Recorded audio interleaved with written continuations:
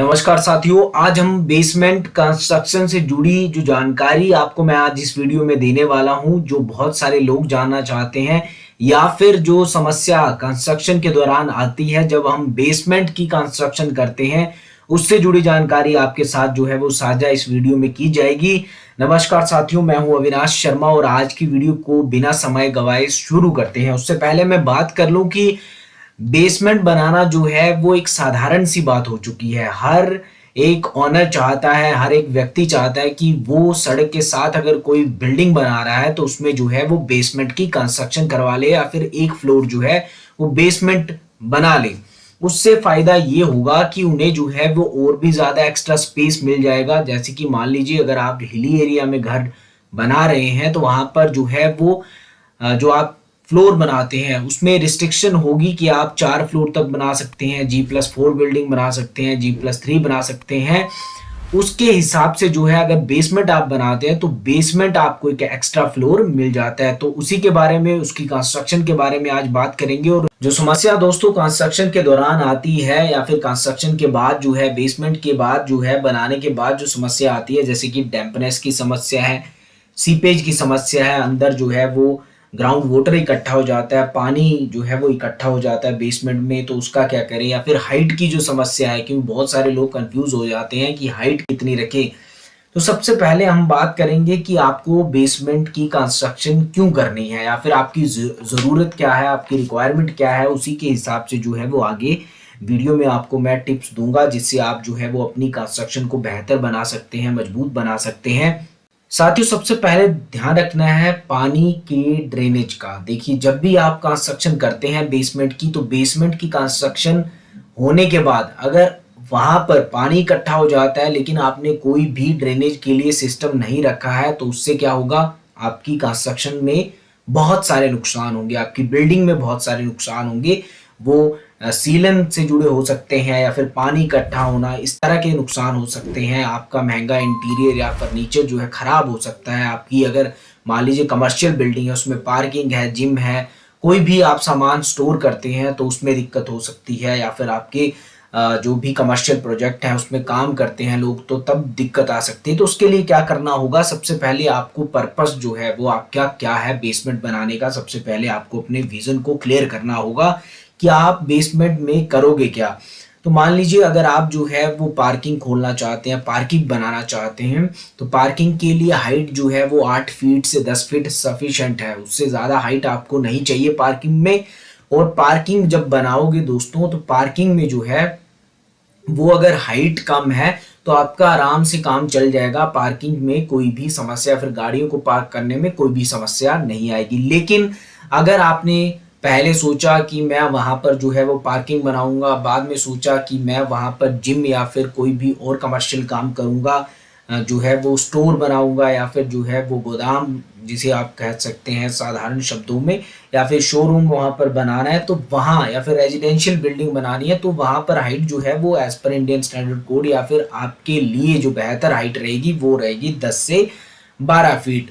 क्योंकि वेंटिलेशन भी चाहिए आपको। अगर जिम आप अगर बनाना चाहते हैं, शोरूम बनाना चाहते हैं, फिर जो है वो वहाँ पर स्टोर रूम बनाना चाहते हैं, कुछ स्टोरेज करना चाहते हैं वहाँ पर, तो वेंटिलेशन का होना बहुत ही ज़्यादा ज़रूरी है आपकी कंस्ट्रक्शन में, आपकी बेसमेंट के फ्लोर में।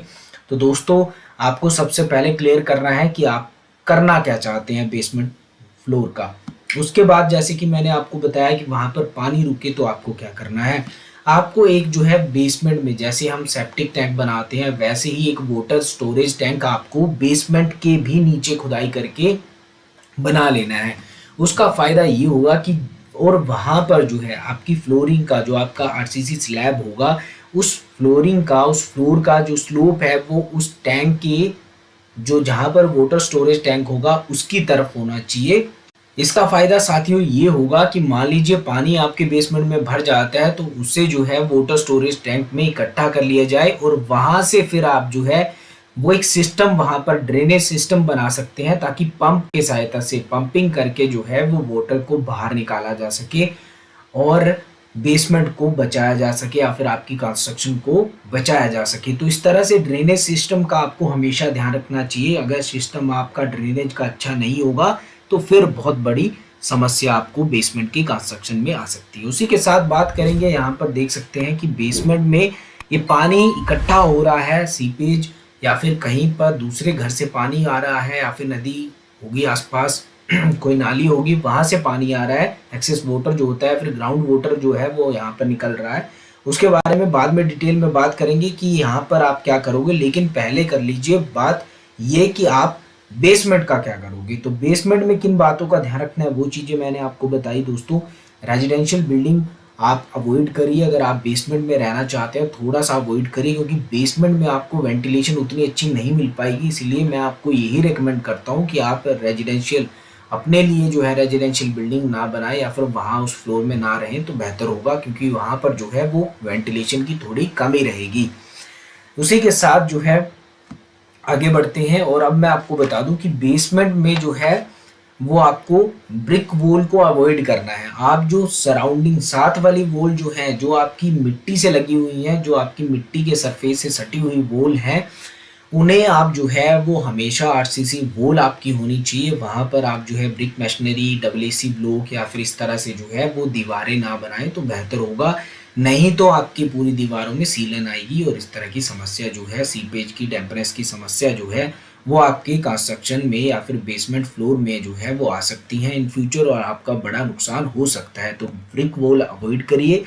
और साथ ही साथ मैं आपको बता दूं कि आरसीसी वॉल की मिनिमम थिकनेस जो है वो आपको 6 से 9 इंच रखनी है। 1 फीट तक भी आप रख सकते हैं, कोई दिक्कत नहीं है, क्योंकि सोइल का प्रेशर जो है वो बैक साइड से सोइल का प्रेशर होगा। जब पानी सोइल में जो है मिट्टी में बरसात के समय भरेगा तो और भी ज़्यादा प्रेशर जो है वो क्रिएट होगा। उस प्रेशर से को रेजिस्ट करने के लिए, उससे बचने के लिए आप आरसीसी की एक मजबूत वॉल वहाँ पर बनाएं जिसकी थिकनेस जो है वो आपको 6 से 9 इंच रखनी है। और एज पर अगर आपकी ड्राइंग में 1 फीट है तो 1 फीट रखिए। वो डिपेंड करता है कितनी वॉल की हाइट है और कितना सोइल प्रेशर या फिर पीछे जो आपकी दीवार के पीछे सोइल है उसकी किस तरह का नेचर है, किस तरह का वहाँ पर जो है वो आपका वाटर लॉक्ड एरिया है या फिर नहीं। तो वो सारी चीज़ें आपको जो है वो टेक्निकल पर्सन से आपकी सोइल को देखकर, साइट को देखकर दी जा सकती है। तो आप ज़रूर टेक्निकल पर्सन से कांटेक्ट करें, अपनी साइट को ज़रूर विजिट करवाएं और वहाँ पर साइट पर इन बातों के बारे में डिस्कशन जरूर करें और एक सही सलाह आपको लेनी चाहिए। पीसीसी की जगह आपकी फ्लोरिंग जब करते हैं, आमतौर में हम घर में फ्लोरिंग करते हैं पीसीसी की, तो जब आप बेसमेंट की कंस्ट्रक्शन करते हैं वहां पर पीसीसी फ्लोरिंग नहीं करनी है, वहां पे आरसीसी स्लैब आपको डालना है ग्राउंड फ्लोर में। ऐसा करना बहुत ही ज़्यादा ज़रूरी है, नहीं तो जो ग्राउंड वाटर होता है वो आपके सीपेज का रूप लेकर, जो सीलन का रूप लेकर जो है वो आपके बेसमेंट के अंदर आ सकता है। तो इसके बारे में भी आपको ध्यान रखना है और आपको जानकारी होनी चाहिए। अब मैं आपको बता दूं, अब दोस्तों आपको अवॉइड करना है टॉयलेट बनाना, वॉशरूम बनाना, क्योंकि जो कंस्ट्रक्शन का, इसीलिए मैंने आपको मना किया कि रेजिडेंशियल बिल्डिंग आपको नहीं बनानी है। वहाँ पर आप जो है रेजिडेंशियल बिल्डिंग नहीं बना सकते बेसमेंट में, नहीं तो दिक्कतें ही दिक्कतें आएंगी। अब अवॉइड क्यों करना है टॉयलेट या फिर बाथरूम बनाना, क्योंकि उसका जो पानी होगा, देखिए जो भी आपकी सीवर लाइंस होती हैं, सीवर के चैम्बर होते हैं, वो ग्राउंड लेवल से नीचे इतने ज़्यादा गहराई पे नहीं होते कि आपकी बेसमेंट की कंस्ट्रक्शन में जो टॉयलेट बाथ बने हुए हैं उन पाइप्स का, उन सीवरेज की जो पाइप होती हैं उनका स्लोप जो है वो आपके वहाँ पर मिले और पानी आराम से ड्रेन हो जाए। ऐसा नहीं हो सकता दोस्तों, क्योंकि आपकी बेसमेंट की कंस्ट्रक्शन काफ़ी नीचे है, ग्राउंड लेवल से काफ़ी नीचे है। मिनिमम 8 फीट तो रहती है अगर आप पार्किंग बना रहे हैं, और 10 से 12 फीट भी हो सकती है। लेकिन जो आपके सीवरेज के चैम्बर हैं वो होते हैं ग्राउंड से 5 फीट नीचे ज़्यादा से ज़्यादा या फिर 6 फीट नीचे। तो वहाँ पर आपकी जो ड्रेनेज सिस्टम है टॉयलेट और बाथरूम का वो नहीं हो पाएगा अच्छे से, तो उसमें आपको दिक्कत आ सकती है। इसलिए टॉयलेट बाथ बनाना जो है वो अवॉइड करिए बेसमेंट में, और बेसमेंट की कंस्ट्रक्शन में कभी भी टॉयलेट बाथरूम आपको नहीं बनाने चाहिए। अब मैं बता दूं थोड़ा सा आपको कॉस्ट के बारे में।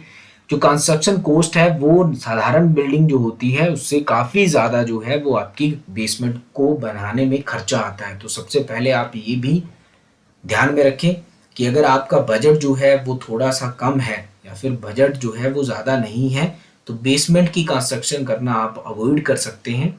और इस तरह से जो है वो आप प्लानिंग कर सकते हैं कि आपका बजट ये है और इसमें जो है वो आपकी कितनी कंस्ट्रक्शन होने वाली है, क्योंकि आपकी आपके जो बेसमेंट में खर्चा है वो कंस्ट्रक्शन का खर्चा जो है वो ज़्यादा आता है, लेबर कॉस्ट ज़्यादा आती है, मटेरियल ज़्यादा लगता है। तो इसके लिए भी आपको पहले से ही तैयार रहना है। और इस तरह की जानकारी के लिए जो है वो आपको हमारे चैनल के साथ जुड़े रहना है, क्योंकि आगे मैं बात करूंगा नेक्स्ट वीडियो में जो पानी आप देख रहे हैं साइड पे जो भरा हुआ है उसका क्या इलाज किया जाए, या फिर उसे कैसे बाहर निकाला जाए, या फिर कैसे फुटिंग या कैसे कॉलम की कास्टिंग यहाँ पर इस तरह के दलदल में कीचड़ में की जाए ताकि आपकी बिल्डिंग मजबूत व सुरक्षित बन सके। तो उसके बारे में जो है वो आपको वेट करना होगा 1 से 2 दिन, और आपके लिए मैं नई वीडियो लेकर आऊँगा। उसमें जो है वो इससे जुड़ी जो समस्या है, पानी से जुड़ी जो समस्या है उसके बारे में बात करेंगे। आज की जानकारी अगर आपको अच्छी लगी हो तो पॉजिटिव बिल्डर यूट्यूब चैनल को सब्सक्राइब करना ना भूलें, बेल आइकन को प्रेस कर दें ताकि इस तरह की महत्वपूर्ण वीडियो और जानकारी आपको समय पर मिलती रहे। आज की वीडियो में इतना ही, मिलते हैं नेक्स्ट वीडियो में, तब तक के लिए बाय। आपका दिन शुभ हो, धन्यवाद।